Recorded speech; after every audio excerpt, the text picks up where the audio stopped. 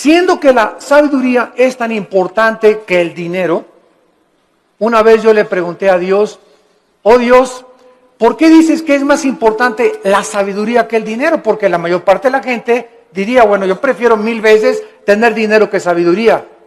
Y la respuesta la vamos a encontrar a través del desarrollo de esta conferencia, porque les voy a dar un adelanto. Si tú tienes dinero y no tienes sabiduría, el dinero que tienes lo vas a malgastar. Lo vas a usar en cosas y en vanidades ilusorias que se convierten en una maldición para tu vida. Escúchame muy bien. Personas que tienen dinero y no saben cómo usarlo, el dinero se convierte en una maldición para sus vidas. Pero si tú tienes sabiduría antes de tener dinero, cuando tengas dinero vas a saber cómo usarlo, dónde usarlo y a qué horas usarlo. Entonces, cuando nosotros tenemos sabiduría, antes que tener una carrera, antes que tener dinero, antes que casarnos, comenzamos a tener la capacidad de saber usar lo que Dios nos ha dado. La sabiduría tiene una definición que es la siguiente a los que la quieran apuntar. La sabiduría se puede definir como la capacidad o la habilidad para poder entender y discernir qué hacer, cómo hacerlo y cuándo hacerlo. Es la capacidad para poder entender y discernir qué hacer, cómo hacerlo y cuándo hacerlo. También podríamos decir que la sabiduría es la capacidad para saber aplicar el conocimiento. El conocimiento nos lo da la Biblia. Y muchos que me escuchan ya saben que dice la Biblia en Efesios 5, maridos, amen a vuestras mujeres. Eso dice la Biblia, ¿verdad? Y todos los varones dicen, amén, amén, amén. Sin embargo, si yo tengo ese conocimiento nada más intelectual, y en mi casa yo no soy una persona caballerosa con mi esposa, una persona que la respeta, una persona que tiene consideraciones con ella, una persona a la cual yo tengo que tratar como un vaso más frágil, si yo no pongo en práctica lo que yo conozco, no puedo tener sabiduría. La sabiduría entra a mi vida cuando practico lo que yo sé. Porque hay muchos de ustedes que conocen mucho de la Biblia tal vez, o mucho de teología, o que nos están escuchando por televisión, sin embargo, no viven lo que conocen. Dicen una cosa y hacen otra cosa. Y ahí es cuando la personalidad se comienza a desintegrar. Cuando nosotros decimos una cosa y hacemos otra cosa, nuestra mente se comienza a dividir. En la psicología se le llama esquizofrenia, que significa mente dividida. Antes de que se definiera la esquizofrenia, en Santiago capítulo 1, la Biblia decía hace 2000 años, el hombre de doble alma. Se tradujo el hombre de doble ánimo. La palabra griega es nepesh, que es alma, es inconstante en todos sus caminos. Una persona con la mente dividida no puede ser igual en el trabajo, ni en el autobús, ni en la tienda, ni en el supermercado, ni en la escuela, ni en su casa. Una tiene una personalidad con sus amigos, tiene otra personalidad en la iglesia, aquí llega a la iglesia con cara de San Anselmo, o de Santa Rita de Casia, tiene otra personalidad allá en su trabajo. Son personas que tienen 2 o 3 personalidades porque están desintegrados. Ante sus amigos son aquí, no, allá por aquí. En la iglesia aquí santo, santo, santo. En su familia son otra cosa. No son de una sola pieza, como decimos en México. Y Dios quiere que tú seas de una sola pieza. Que seas como eres aquí, allá, en la escuela, con tus amigos, a donde quiera que vayas. Y no lo eres porque no eres sabio, porque no tienes sabiduría. ¿Y por qué no tienes sabiduría? Porque no practicas lo que conoces. Ahora, ¿quién nos da esta sabiduría? La Biblia a través del Espíritu Santo. Porque la sabiduría no es amontonar conocimiento, como dicen en este mundo, esa persona es muy sabia, ganó el premio Nobel de Medicina.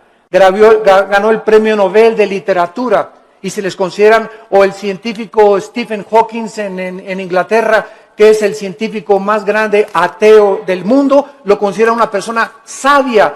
¿A qué le llaman sabia a la gente? A los que tienen mucho conocimiento en determinado área académica. Pero la sabiduría de Dios es la capacidad para vivir, para ser papá, para educar a los hijos, para saber cómo educar a mi esposa, para tratar con el problema de mi hijo, para tratar con el problema de mi hija, para resolver los problemas en mi trabajo. Esta capacidad para resolver problemas en la Biblia se llama sabiduría. Porque hay mucha gente muy inteligente, con mucho conocimiento, sin que sepa cómo vivir. La persona que posee la sabiduría sabe distinguir entre el bien y entre el mal. Manifiesta una conducta responsable, sabe cómo actuar en diversas circunstancias, sabe cómo vestirse en diferentes circunstancias, sabe cómo usar el dinero y sabe cómo dirigir o gobernar una nación, una familia, una empresa y una iglesia. La sabiduría le da la capacidad a los gobernantes de tener un rumbo adecuado en la nación. ¿Qué es lo que vemos ahorita en el mundo? Un mundo de naciones, más de 200 naciones, con gobernantes, la mayoría sin sabiduría. La mayor parte de ellos ya, ¿verdad?, con problemas mentales muy fuertes, posicionados solamente en gobernar, en controlar el pueblo, en controlar a las masas, sin poder ellos beneficiar al pueblo, porque nunca descubrieron que el gobierno es para bendecir a los demás y no a su propio imperio. En Job, el libro de Job, capítulo 28, versículo 28, dice la Biblia: he aquí el temor del Señor es la sabiduría y el apartarse del mal la inteligencia. ¿Qué es lo que hace a una persona sabia? Temer a Dios. ¿Qué significa temer a Dios? ¿Tenerle miedo? No. Tenerle miedo a Dios te aleja de Dios, y tener temor de Dios te acerca a Él. Esa es la diferencia entre el temor de Dios y tenerle miedo a Dios. No lo confundan, no es igual la gimnasia que la magnesia. Cuando yo tengo temor de Dios, vengo a Dios y respeto a mi esposa, respeto mis finanzas, pago mis impuestos, trato de tener una conducta responsable. ¿Por qué? Porque tengo el temor de Dios en mi corazón.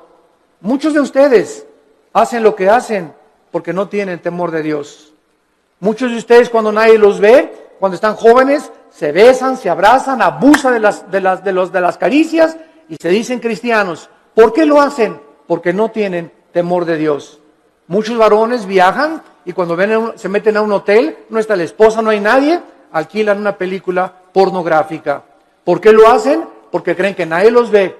Pero cuando tú tienes conciencia de que Dios te ve, no harías las cosas que tú haces si tuvieras el temor de Dios. Esta es la razón por la cual Salomón, regresamos ahora a nuestro pasaje, estaba preocupado por ser un rey sabio. Era joven, acababa de consolidar su poder, acababa de sofocar una rebelión interna de gobierno de su hermano Adonías, eliminando a sus enemigos, y la nación de Israel se encontraba ahora perfectamente unificada por un liderazgo que era él, y había paz por todos lados. Su padre David acababa de morir y él estaba ahora sentado en el trono. Y Salomón, cuando está sentado en el trono, sintiendo su inmadurez, su incapacidad y su falta de experiencia, le pide a Dios sabiduría para poder discernir y poder gobernar a un pueblo tan grande. ¿Qué es lo que nosotros debemos hacer también cuando muchos de ustedes, jóvenes que me escuchan, se casan a los 23 años? Te casas, chamaca, a los 18 años, tal vez porque te embarazaste antes, o te casas a los 20 años de edad. Dices, ¿verdad? Dios mío, tengo 23 años y estoy casado, y ahora tengo que trabajar y voy a tener que tener sabiduría para educar a mi esposa, para saber qué empleo poder tener, para saber cómo educar a mis hijos. Dios mío, reconozco mi incapacidad. Señor, reconozco mi inmadurez. Oh Dios mío, ayúdame. Y cuando nosotros tenemos esa actitud de reconocer, Padre, ahora mi negocio creció, las iglesias crecieron, ahora tengo más hijos. Señor, no sé cómo manejar esto. Para eso está Dios, para darnos la sabiduría, la capacidad de saber qué hacer. Y no hablarle a Walter Mercado, ni a la doctora Corazón, ni al psiquiatra, ni al psicólogo, sino consultar en su palabra. Aquí en la Biblia se encuentran los consejos de la sabiduría y de la inteligencia. Esto es lo que Salomón adquirió cuando se sentó. Y vamos ahora a darle lectura al primer capítulo del primer libro de los Reyes, capítulo 3. Y vamos a ver en primer lugar algunas cosas que nos comienzan a vislumbrar el corazón de Salomón antes de entrar en el tema principal de la conferencia. Veamos en primer lugar en el versículo 1 el compromiso político y diplomático que Salomón comenzó a ejercer. Salomón hizo parentesco con Faraón, rey de Egipto, pues tomó la hija de Faraón y la trajo a la ciudad de David. Entre tanto que acababa de edificar su casa y la casa de Jehová y los muros de Jerusalén alrededor. Salomón, entrando a su reinado, inmediatamente supo que necesitaba a Egipto, que necesitaba a Siria, que necesitaba a Jordania, que las naciones de alrededor eran importantes para poder tener una buena relación política y diplomática. No quería la guerra. Entonces Salomón, en aquel tiempo, los países hacían alianzas dando a la hija del rey al hijo del otro rey o al rey mismo. Entonces los matrimonios en tiempos de Salomón eran por compromiso político. No necesariamente Salomón se enamoró de la hija de Faraón, tal vez ni la conoció, sino simplemente al ser la hija de Faraón de Egipto y casarse con Salomón, rey de Israel, Egipto e Israel hacían una unidad, hacían un compromiso a través del matrimonio. Es lo que significa la palabra hebrea parentesco en el versículo 1. No veo que muchos tengan sus Biblias en esta mañana. Trajeron el Calimán. La palabra parentesco es la palabra chatán en el hebreo. Chatán, que significa compromiso a través de un matrimonio político. Es la palabra que usaban para poder llevar a cabo los matrimonios políticos. Muy bien. Sin embargo, cuando Salomón adquiere el compromiso por política y diplomacia con la hija del faraón, Salomón estaba violando una ley que dice en el libro de Deuteronomio, capítulo 17, versículo 14, Deuteronomio 17, 14, que Dios había dado en el monte Sinaí a Moisés para los gobernantes. Dice Deuteronomio 17, versículo 14, cuando hayas entrado en la tierra que Jehová tu Dios te da, y tomes posesión de ella y la habites, y digas, pondré un rey sobre mí, como todas las naciones que están en mis alrededores, ciertamente pondrás por rey sobre ti al que Jehová Dios escogiere. De entre tus hermanos pondrás rey sobre ti.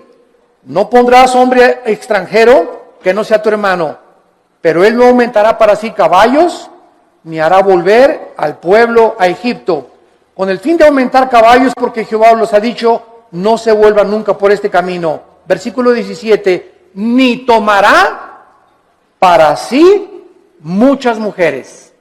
Dios siempre estuvo en contra, ¿verdad?, de la poligamia, siempre, siempre. El hecho que Salomón y el hecho que David hayan tenido varias mujeres no implica que era la voluntad de Dios, porque la voluntad de Dios es doble.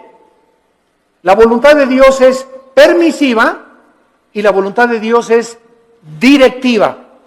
Dios te da permiso de que te cases con ese roto quintopatiero. Dios te da permiso de que te hagas socio de esa persona que no es cristiana. Pero no significa que al permitirte Dios que hagas lo que hagas, no significa que era su voluntad que te casaras con ese muchacho o con esa muchacha. Porque lo hiciste encaprichado en hacer algo y Dios nos deja que nosotros recojamos las consecuencias de lo que hemos arado y de lo que hemos sembrado. La cosecha es de nosotros, pero no significa que era la voluntad directiva de Dios. La voluntad directiva de Dios es: yo tengo para ti una mujer que te va a ser fiel, que va a ser la mujer de tus hijos. Espera el tiempo en que yo te la traiga. Si tú te impacientas, te casas con la equivocada y te va como infierno. Y después cuando te cases, pues es que Dios, si hubiera querido, hubiera impedido que me casara con Chencho. ¿Sabes una cosa? Dios te dejó que te casaras con Chencho y claro que lo podía impedir, pero si lo hubiera impedido, hubiera violado tu libertad, el libre albedrío. Y ya no seríamos, ¿verdad?, personas, agentes morales, seríamos robots y seríamos títeres de un Dios que Él hace lo que Él quiere.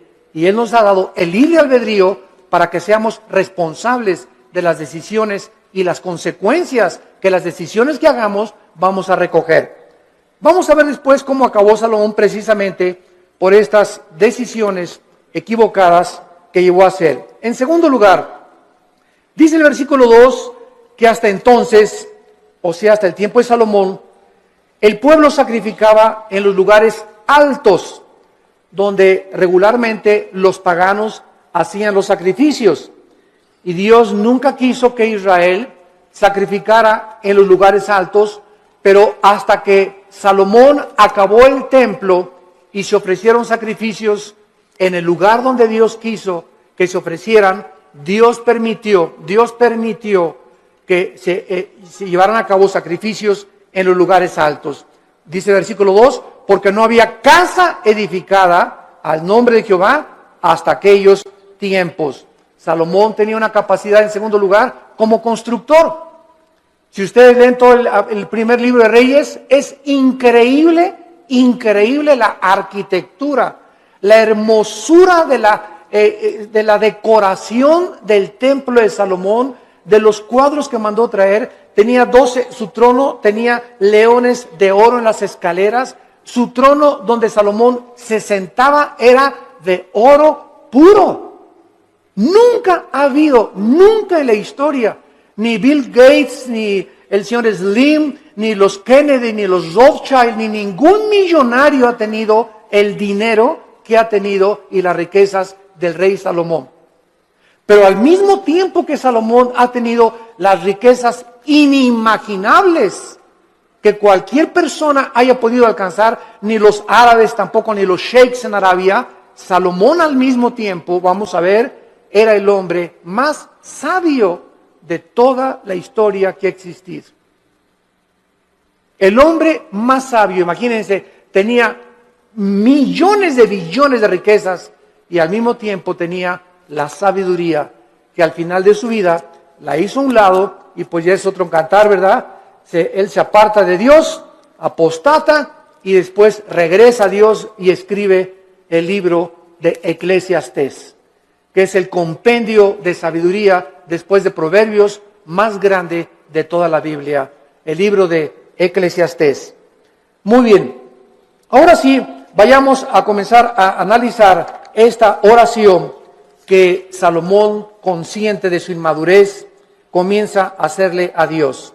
Dice el versículo 5, y se le apareció Jehová a Salomón en Gabaón. Se le apareció Jehová a Salomón en Gabaón. ¿A cuántos de ustedes se les ha parecido Dios? Todos podemos decir, ¿verdad? A ninguno. Pero esto es una verdad parcial, porque cada vez que hables la Biblia, se te aparece Dios. Ya no tenemos manifestaciones visibles de Dios, ni audibles, como en los tiempos antes en el Antiguo Testamento.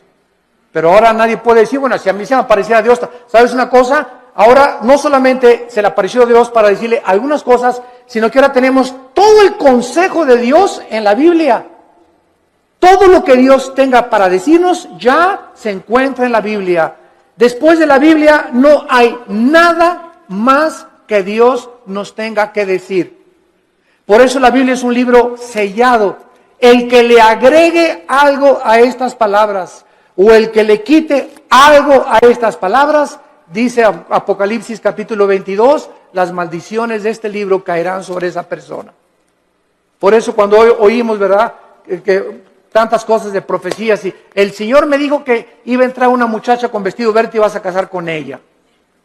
Y el Señor me dijo que de aquí de esta iglesia van a salir ríos de agua viva. Y el Señor dice que un avivamiento va a venir en Guatemala o va a venir en España, etcétera, etcétera. ¿A quién le dijo eso el Señor? ¿Quién sabe? Tal vez cenó pizza en la noche a las 12 de la noche. Y comienzan a decir cosas que no están en la Biblia, que asumen que Dios dijo, pero Dios no lo dijo. Porque profetizar no es anunciar el futuro. Profetizar es comer esta palabra, y cuando hablas esta palabra. La persona que predica la palabra es un profeta. Un profeta no es una persona que dice, va a pasar esto o va a pasar aquello. Esos son adivinaciones. No confundas la profecía con la adivinación.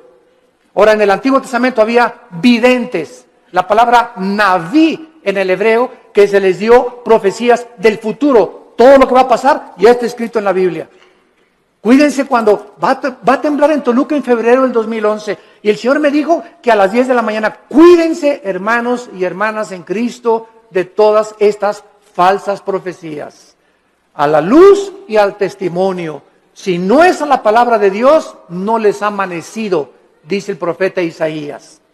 Entonces Salomón tiene la aparición de Dios en sueños y le dice, Dios es Salomón. Escuchen esto, versículo 5. Pide lo que quieras que yo te dé. Ni Santa Claus, ¿verdad? Ni Aladino y la lámpara maravillosa, cuando el genio se aparecía y le decía a Aladino, no, pídeme lo que quieras. Aquí estamos ante el Dios creador de los cielos y de la tierra. ¿Y qué vemos en primer lugar? Una invitación de Dios que Él nos hace, no solamente a Salomón, sino también a nosotros en el Nuevo Testamento. Clama a mí y te responderé, dice Jeremías 33:3. Y te enseñaré cosas grandes y ocultas que tú no conoces. Ahora aquí inmediatamente podríamos asumir, si aparece Dios, pídeme lo que quieras, un Cadillac último modelo, Señor. Una casa allá por allá. Una mujer bellísima. Todas estas son las cosas que el mundo pediría cuando no tienen un corazón para Dios. Pero lo que hace Salomón es lo que nos va a enseñar que Dios se agradó tanto de lo que le pidió Salomón, que Dios se lo dio. Entonces vamos a descubrir en esta mañana que cuando nosotros oramos conforme a la voluntad de Dios, Dios nos concede las peticiones que le hayamos hecho. Esta palabra que Dios usa para pedir, Saal, en el hebreo, se usa 8 veces en este solo capítulo. Y lo primero que vemos es el verdadero incentivo para orar. ¿Qué es lo que nos debe motivar para orar? Que al Dios que le estamos pidiendo es un Dios generoso. Toda buena dádiva y todo don procede del Padre de las luces, Santiago capítulo 1, en el cual no hay sombra ni variación alguna. Y el que tenga falta de sabiduría, Santiago capítulo 1, el que tenga falta de sabiduría, pídasela a Dios que se dará sobreabundantemente. Efesios 3:20, y aquel que es poderoso para hacer todas las cosas mucho más abundantemente de lo que le pedimos o ni siquiera nos imaginamos, según el poder que actúa en nosotros. Esto es muy importante porque mucha gente, yo he conocido que dicen, ay Señor, Señor, por favor, y creen que Dios está por allá lejísimos, ¿verdad? Y te pido, Señor, y gritan y se tiran y se revuelcan en el piso, etcétera, etcétera, y lloran. Y dice Efesios 3:20, que lo que le pedimos a Dios lo responde de acuerdo al poder que está afuera o adentro. ¿Perdón? Según el poder que actúa dentro de nosotros. Entonces, dentro de nosotros está el Espíritu Santo. Y yo solo tengo que hincarme en el secreto de mi oración y entrar en comunión con Dios, y Él me está oyendo, Él está dentro de mí, y no tengo que buscar manifestaciones de Dios externas, porque el poder está dentro de mí. Y dentro de mí, si el Espíritu Santo, yo tengo una relación de compañerismo con Él, y camino en santidad con Dios, lo que Dios me pone dentro de mí, me lo va a dar. Porque Dios se agrada cuando le pedimos conforme a su voluntad. Aunque nosotros no somos reyes ni gobernantes como Salomón, con el mismo nivel de responsabilidad que tenía Salomón, ¿acaso no es al mismo Dios que al que se acercaba Salomón en el Antiguo Testamento en oración? En Primera de Juan, capítulo 5, en el Nuevo Testamento, Primera de Juan, capítulo 5, versículo 14 y 15, dice la Biblia, y esta es la confianza que tenemos en Él. Cuando comenzamos a orar, si no hay esa confianza en ti, no ores. Porque el que se acerca a Dios es necesario que crea que Dios existe. Esta es la confianza que tenemos en Él, que si pedimos alguna cosa conforme a su voluntad, conforme a lo que Dios quiere para nuestra vida, Él nos oye. Si yo tengo un niño de 10 años y me dice, papá, cómprame un BMW, ¿se lo voy a comprar? Ay, papá, no me quieres porque no me compras un reloj Rolex de oro. Chamaco de 15 años, pirruris. ¿Por qué no se lo doy? Porque no es que yo no ame a mi hijo, claro que lo amo a mi hijo. Pero no se lo doy porque no puede él todavía llevar tantas alhajas en su cuerpo, ni tener un coche último modelo a los 15 años, porque le hago un mal más que un bien. Ahora, si él comienza a conocer, si mi hijo tuviera la sabiduría a los 10 o 15 años de conocer que él no tiene la madurez para poder usar las cosas que él quisiera, no me pediría eso. Entonces me diría, papá, dame un reloj conforme a lo que tú crees que debo de usar. Dame un coche, conforme el coche que tú quieras, dámelo. Ya no le pediría un Cadillac, sino, Señor, lo que tú me quieras dar. Entonces, es importante que nosotros sepamos cuál es la voluntad de Dios para nuestras vidas. ¿Y cómo la puedes saber? Leyendo la Biblia. ¿La lees diario? ¿La memorizas diario? Este año, si te pasara aquí al frente, a ver, pásala aquí, Pancho Pancholín. ¿Cuántos versículos ahorita, dinos de memoria a toda la iglesia, o cuántos capítulos de la Biblia memorizaste en el año 2010? ¿Te sabes el Salmo 23 de Perdis? ¿Te sabes de Perdis el Salmo 91? ¿O nada más sabes Juan 3:16? De tal manera amó Dios al mundo que dio su Hijo unigénito. ¿Cuántos versículos memorizas a la semana?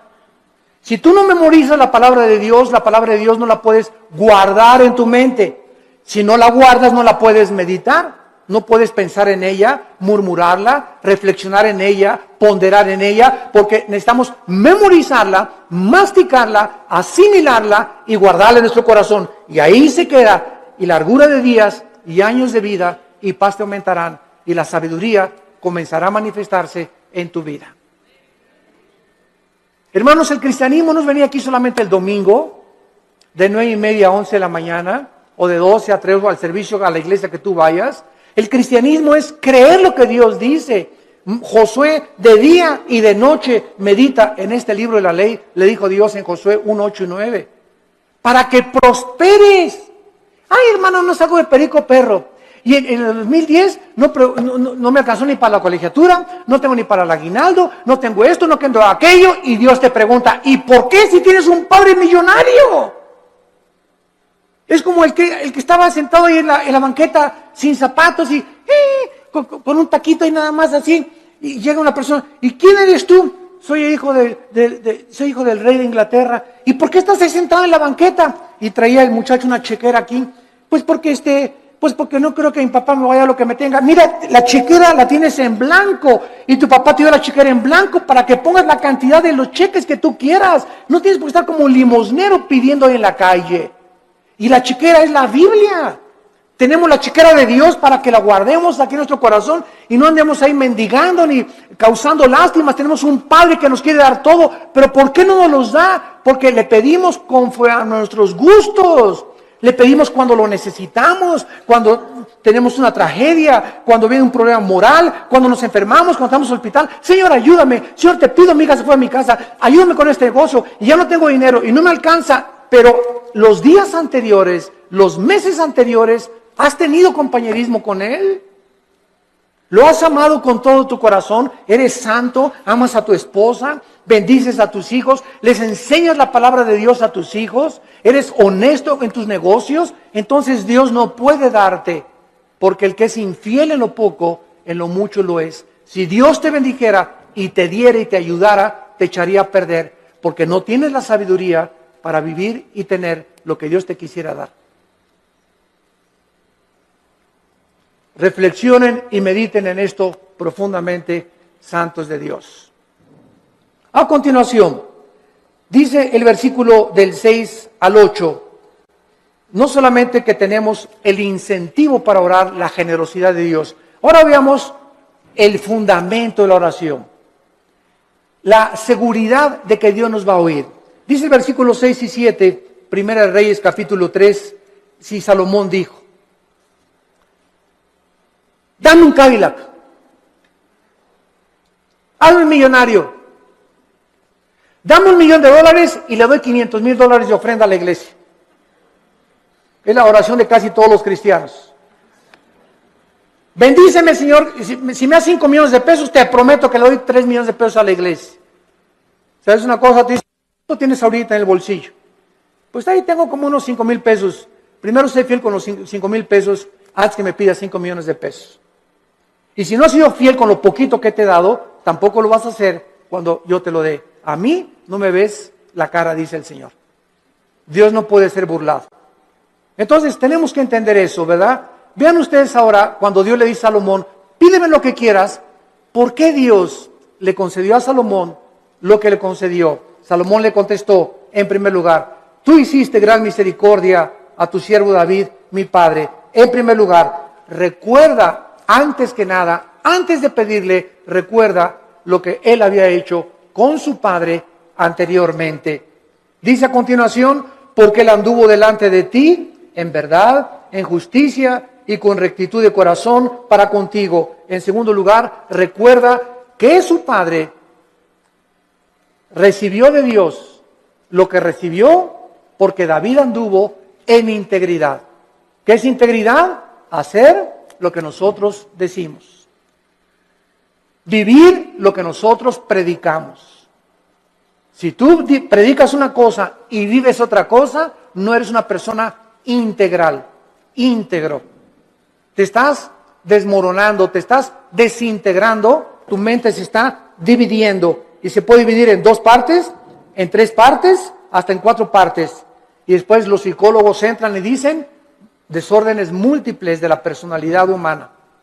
Personas que tienen hasta 5 personalidades y que se consideran como psicópatas, que ya tienen que ser internados en un hospital para enfermos mentales, que nunca su problema fue el problema mental, su problema fue que nunca resolvieron sus pecados pasados.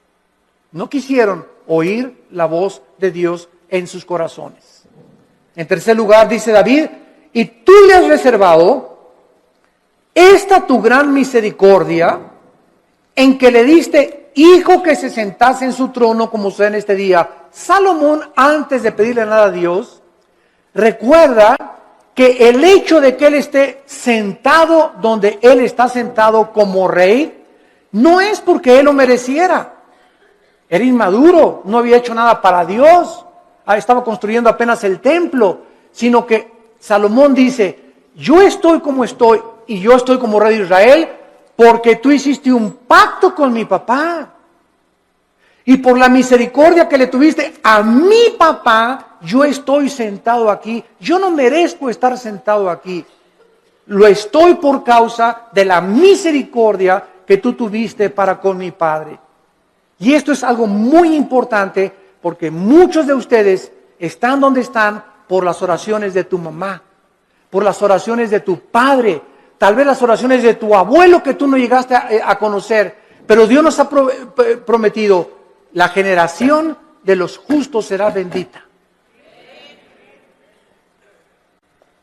La generación de los justos será bendita y sus hijos heredarán la tierra. Salmo 112, 1 y 2.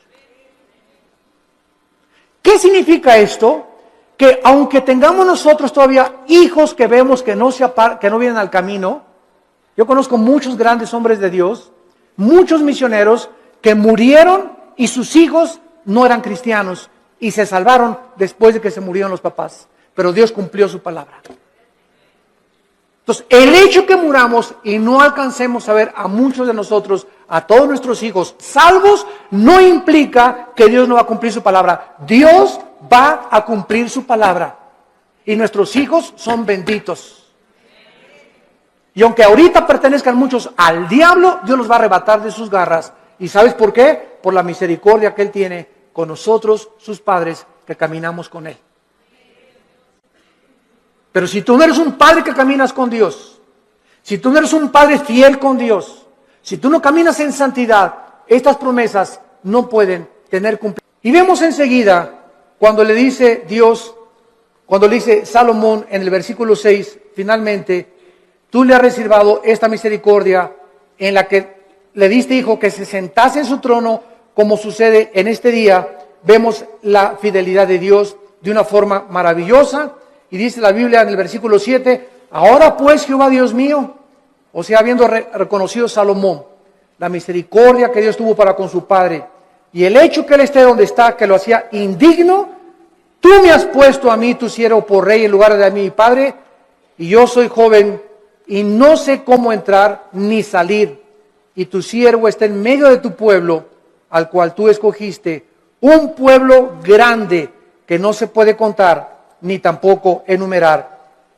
Salomón finalmente comienza a orar porque al recordar la misericordia con su padre, sabe que lo que Dios dice lo cumple. ¿Qué hace que nosotros oremos? La fidelidad de Dios. Dice en Efesios 3:20, y aquel que es poderoso para hacer las cosas mucho más abundantemente. Tú le pides a Dios algo, lo que Él te va a contestar es mucho más allá de lo que tú te imaginaste que te iba a contestar. Yo recuerdo, les conté hace algún tiempo, en 1977-78, yo comencé a entrar al ministerio de tiempo completo. Yo trabajaba en un hotel en Acapulco, el hotel que es ahora el Emporio, creo, el Continental, estaba de gerente general del hotel. Y cuando entro en el 77-78, me fui de misionero con unos misioneros norteamericanos. Nos llevaron a la Sierra de Guerrero, con la frontera con Oaxaca, Coajiquinapa, la Costa Chica, la Costa Grande. Todo eso anduve 3 años de misionero. Y en toda esa época de misionero, pues llegaba a mi casa y Alan estaba chiquito y comíamos mangos, comíamos frutas, no teníamos para comer. Porque me daban un cheque de $50 a la semana, o sea, $200 al mes. Solamente no se alcanzaba para comer víveres. Vivíamos en un bungalito por pie de la cuesta en Acapulco y lo único que teníamos en la casa era colchones, no teníamos estufa, no teníamos nada, una parrilla eléctrica. Ahí cocinábamos el pescado que yo iba a pescar, ¿verdad? Al mar. Entonces, durante todo ese tiempo, Dios me mostró su fidelidad. Nunca nos faltó pescado, nunca nos faltaron mangos en los árboles, ni tampoco manzanas. Y peces, aventaba el anzuelo y a las 2-3 horas agarraba 3 o 4 huachinangos y grandes peces y comíamos ostras y comíamos las cucarachas que se pegaban en las piedras. Me bajaba a bucear y las raspábamos así con limoncito, ¿verdad? Ricas así, y eso es lo que comíamos por 3 años. Hasta 1985 pasaron 8 o 9 años de mi ministerio cuando por primera vez compramos un refrigerador. Compré una lavadora de esas que vendían en Salinas y Rocha, de esas que chun, chun, que hacen así, para acá y para atrás, las señoras ya saben cuáles son, ¿verdad? Plum, plum, así es, las lavadoras antiguas.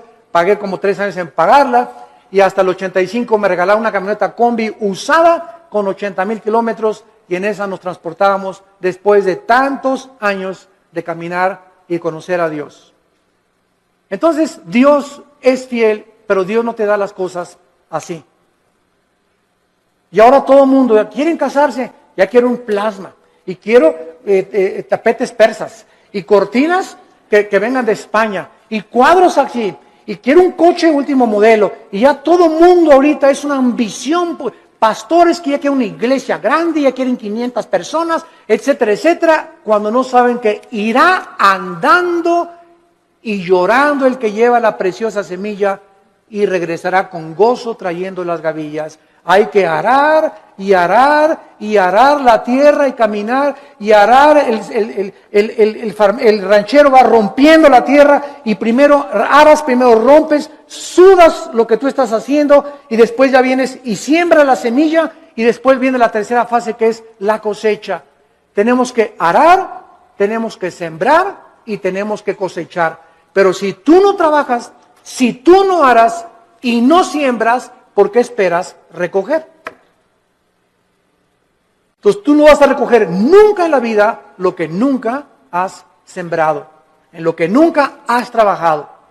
¿Quiénes son los que poblan las cárceles? Almoloya, el reclusorio, personas que creyeron que sin trabajar, sino quitándole el dinero o vendiendo algo rápido, droga, podían obtener ganancias inmediatas y tarde o temprano acaban en esas cárceles. Porque la Biblia dice, ganarás el pan con el sudor de tu frente. Y todo lo que es fácil y lo que es barato no tiene la bendición de Dios. Dinero mal habido será maldecido. Es una ley inexorable espiritual. Salomón pues comienza a decirle a Dios, yo soy joven, no sé cómo levantarme, no sé cómo gobernar, no tengo la madurez y quiero, por favor, Señor, versículo 7, que me des a mí, versículo 8, la capacidad para poder gobernar. Cuando Dios le dijo a Salomón, pídeme lo que quieras, Dios estaba. Y cuando venimos en oración y le pedimos a Dios, de la abundancia de las palabras, de la abundancia del corazón, habla la boca. Lo que tú le pides a Dios denota y manifiesta lo que realmente quieres en tu corazón. Y vamos a ver el gran secreto de por qué Dios le contestó esta oración. En el versículo 7 y 8, Salomón reconoce que él no tiene la capacidad de gobernar un pueblo tan grande, ni numerarlo por tanta y grande multitud. Su principal capacidad de la cual él comienza a reconocer es que él necesitaba una cosa importante. Versículo 9. Dale, es lo primero que Salomón le pide. Dame un corazón entendido. Por favor, la palabra entendido es shama, que significa oír o escuchar. Vamos a ver, vamos por orden, esto es muy importante, síganme con cuidado. Dame un corazón que sepa escuchar a la gente. Es lo que significa entendido. Shama, viene de la palabra hebrea Shema. Cuando dicen Deuteronomio 6, Shema Yisrael Adonai Elohim Adonai Echad, se tradujo, oye Israel, Jehová tu Dios, uno es. Shema, oye, Shama aquí es escuchar. Dame un corazón Shama, que sepa escuchar. Ahora, dice el versículo 9, que sepa escuchar para juzgar a tu pueblo y para discernir entre lo bueno y lo malo. Vean ustedes con cuidado lo que Salomón está pidiéndole a Dios. Señor, permíteme presentarme ante tu pueblo. Supongamos que ustedes son el pueblo de Dios. Y un gobernante necesita oír. Un pastor necesita, para dar consejería, oír. Pero cuando nosotros oímos, y muchas veces lo que los gobernantes oyen del pueblo, no siempre es la verdad, ¿correcto? Porque ve una señora, y mi esposo esto y el otro, y bla, bla, bla, bla, y bla, bla, bla, bla. Y el pastor o el cristiano que oye a la esposa y asume que la esposa tiene razón sin haber oído la otra parte, al esposo es una persona sin inteligencia ni tampoco discernimiento. Entonces, no creas todo lo que la gente te dice. Y ya supiste que fulano y tal, bla, bla, bla, bla, bla, bla, bla, bla. Y ya supiste que fulanita la vio la noche y bla, bla, bla, bla. Y ya viste lo que se dijo ese pastor que bla, bla, bla, bla, bla, bla. Ten mucho cuidado cuando tú oigas y asumas que lo que te están diciendo es verdad. Entonces, ¿qué necesitamos para saber si lo que nos están diciendo es verdad o no es verdad? Necesitamos discernimiento. Y el discernimiento es una capacidad que el Espíritu Santo da para poder distinguir entre el bien y entre el mal, entre la mentira y la falsedad, entre lo que es real y lo que no es real. Y esta capacidad no la da ningún libro, ninguna escuela, ningún seminario, la da Dios. A los que han aprendido antes escucharlo a Él. Cuando tú vienes a la Biblia, ¿a quién estás oyendo? A Dios. Y tu contacto con la Biblia es diario, la lees y la memorizas y la guardas y la lees en la mañana y antes de acostarte y estás en contacto con la Biblia. Entonces, al estar oyendo a Dios, automáticamente el Espíritu Santo, la palabra de Dios la convierte en discernimiento. Y tú comienzas a manifestar una capacidad en la vida para que cuando estés escuchando algo, tengas el juicio adecuado para juzgar. Hasta nuestros hijos. Llega Pepito, papi, que son mustios los chamacos, ¿verdad? Pegó, y no es cierto que le pegó, sino que él viene así porque él le pegó al otro. Pero son expertos los niños en venir en culpar al otro hermanito antes de que sepan que él fue el culpable y le peguen a él. Entonces viene corriendo y cuando el papá ya sabe, espérame, ya te conozco, mijito, ¿verdad? Ya sé, ¿verdad? Y le hablas al otro hermanito y ya sabes que lo que te quiere es chantajear. Entonces comenzamos, no nos inclinamos porque a Pepito lo quiero mucho, mis sentimientos los crucifico. Quiero hacer justicia con mis hijos y que mis hijos sepan que soy parejo con todos. Cuidado con los consentidos, porque esto no es de Dios. Este fue el problema de José en el Antiguo Testamento, cuando su padre Jacobo lo consintió demasiado, los hermanos comenzaron a tener envidia y acabaron vendiéndole a Egipto. Entonces Salomón pide la capacidad de poder juzgar al pueblo. Vean ustedes, y aquí está el centro de toda nuestra conferencia, el motivo principal por el cual Dios le da a Salomón mucho más, como vamos a ver, de lo que le pidió o de lo que se imaginó, fue porque el motivo de Salomón era el bienestar del pueblo de Dios. Mientras Dios vea que nosotros amamos a su pueblo, mientras Dios vea que tú amas a la gente, que tú amas a tus hermanos en Cristo, porque si no amas a tus hermanos en Cristo, ¿qué vas a acabar amando al vecino? Si entre nosotros no nos amamos, ¿cómo esperamos entonces atrevernos a pedirle algo a Dios?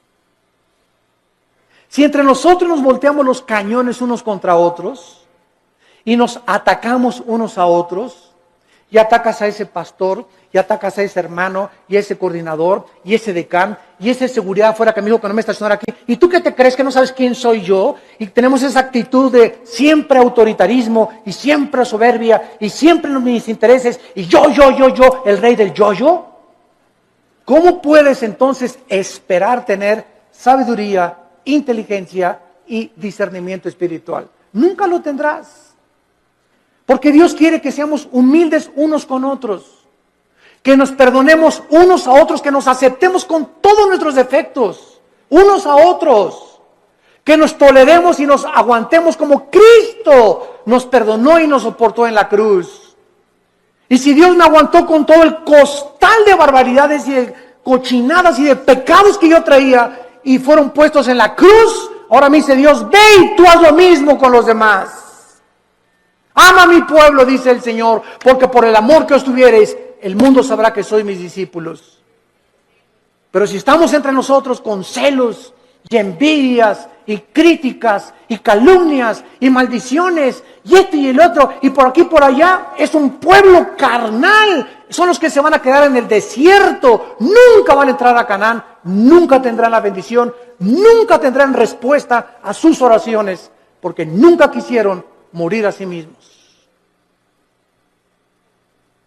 Nunca tendrán sabiduría. Navegarán siempre por diferentes aguas, como veletas en la vida, llevados por todos vientos de doctrina. Nunca tendrán el timón en sus manos, su vida, su barco, nunca tendrá curso, siempre irá donde va el viento. Como veletas, como veleros, sin un motor, sin sabiduría, sin convicciones, porque nunca amaron al pueblo de Dios. Amados, amémonos unos a otros. En 1 Corintios, en el Nuevo Testamento, para terminar, capítulo 12. ¿Qué encontramos en Corintios 12, 13 y 14? 3 capítulos dedicados a los dones espirituales. El capítulo 12 pone el cimiento de los dones. El capítulo 14 explica qué son las lenguas. Y el capítulo 14 nos dice claramente, ¿verdad? El 14 nos dice que son las lenguas y el 13 nos dice qué es realmente lo que más le importa a Dios. El amor. Pero vean ustedes en 1 Corintios 12, versículo 4 al 7, la congruencia y la consistencia de la verdad de la Biblia. 1 Corintios 12, 4. Ahora bien, hay diversidad de dones, pero el Espíritu es el mismo. Hay diversidad de ministerios, el Señor es el mismo. Hay diversidad de operaciones, pero Dios que hace todas las cosas, todo es el mismo. Versículo 7, importantísimo. Pero a cada uno, a Pancho, a Carmelita, a Josué, a Pepe, a Carlos, o sea, no hay nadie de los que me están escuchando que sean cristianos que no tenga dones. Todos tenemos dones y miren lo que dice, pero a cada uno le es dada la manifestación del Espíritu para provecho. La palabra provecho es la palabra sumiero en el griego, que significa para el beneficio de los demás. Mis dones no son para mí, son para los demás, para edificarlos a ustedes. Por eso en Corintios 14 Pablo dice, en la iglesia, por favor, no hablen en lenguas. Porque en la iglesia, si se ponen todos a hablar en lenguas, y trae fulano de tal a su mamacita, y el otro trajo al diputado, y el otro trajo un licenciado, y el otro trajo un doctor, y trajo a sus amigos, y entra a una iglesia donde parece un manicomio, mamá chila calajao, mamá chila calachila, y ¿dónde estoy en el manicure? Van a decir, ¿qué es esto? Dice 1 Corintios 14, van a decir que están locos. Entonces, en la asamblea, cuando estén todos juntos, si quieren hablar en lenguas, que sea por turno y con intérprete. Y si no hay intérprete, cállate. Y no estés ahí en la iglesia, saca la bazuca con las lenguas de la milicia, ¿verdad? Y la persona que está junto a ti, ¿qué le pasa, verdad? Que denle su chocho. ¿Por qué no hablamos las lenguas? Porque no son para nosotros, son para edificar. Y cuando hablamos todos no estamos edificando a nadie. Tal vez creemos que nosotros mismos, pero no se trata a nosotros, se trata a los demás. Los corintios eran tan carnales, como todavía hay muchas iglesias actualmente que no han entendido. Nunca son para nuestra edificación, es para la edificación de los demás. Les es dado el Espíritu para provecho. Dice 1 Corintios capítulo 14. El que profetiza, versículo 3. Hablan los hombres para edificación. Versículo 4. El que habla en lengua extraña, así no se edifica, pero el que profetiza edifica a la iglesia. Versículo 5. Así que quisiera que todos hablaran en lenguas, pero más que profetizaran, porque mayor es el que habla, el profetiza, que el que habla en lenguas, a no ser que las interprete, para que la iglesia reciba edificación. Versículo 12, así también ustedes que anhelan dones espirituales, procuren abundar en ellos para edificación de la iglesia. Más de 7 veces en un capítulo dice Pablo, los dones son para los demás, para el beneficio común, bien para los demás. Padre, dame sabiduría, no para ser sabio, para educar a mi familia. Padre, dame sabiduría para ser pastor y ser un pastor que sepa aconsejar para poder bendecir a tu pueblo. Padre, dame propiedades o dame bienes materiales conforme a ti para edificar a tu pueblo. No nos interesa para mí, para edificar a tu pueblo. Cuando nosotros tenemos en el corazón el pueblo de Dios, Dios bendice sobreabundantemente. Porque nadie vive para sí mismo, vivimos para los demás. Y el secreto de la felicidad, como les decía ayer en el desayuno, es vivir para los demás. Ahí se encuentra el secreto de la felicidad. Tu casa es úsala para la gloria de Dios. Tu coche, úsalo para transportar hermanos, úsalo para el reino de Dios. Tu dinero, úsalo para el reino de Dios. Dios no está en contra de que tengas ahorros, ni que tengas dinero, pero no ahorres más de lo debido. No seas más avaro, no tengas más propiedades de las debidas, porque te conviertes en persona avariciosa. Estás guardando ya de más y mañana te vas a petatear. Mañana cuelgas los tenis, como dicen los jóvenes. Mañana partimos tal vez a casa y lo que has hecho, ¿para quién se le quedó cuando se pudo usar para la gloria de Dios? Cuando tenemos ya esa visión, Dios nos comienza a derramar abundantemente todas aquellas cosas que Él anhela, porque Él busca instrumentos a través de los cuales Él pueda canalizar su gracia y sus bendiciones para los demás. Abraham, desde el principio de la Biblia, Abraham, te voy a bendecir para que tú seas bendición a las naciones. Todo lo que Dios nos da no es para echarle aquí y aquí y aquí. Dios me da para darlo. Dios me da para darlo. Si Dios me da y lo sigo guardando y no lo saco, me va a romper. Y se lleva aquello que le pertenecía a Dios. Nos comienza a robar lo que le pertenecía a Dios, porque no hemos entendido que la sabiduría es para bendecir al pueblo de Dios. Gracias por tu palabra, Señor, en esta mañana.